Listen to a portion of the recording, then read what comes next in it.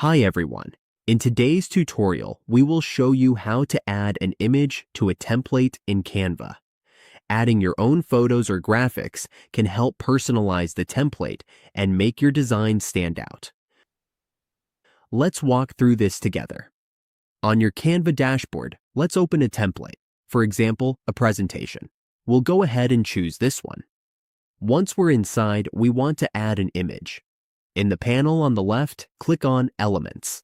From there, we can choose Photos, Graphics, or Shapes.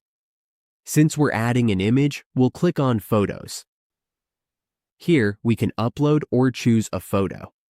To upload our own, we just click Upload and select the file we want to use.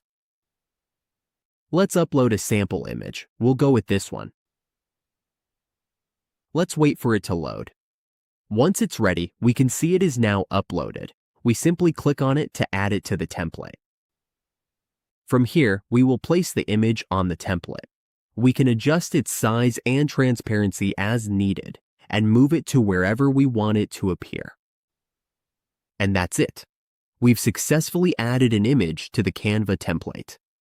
The design is now more personalized and ready to share or download.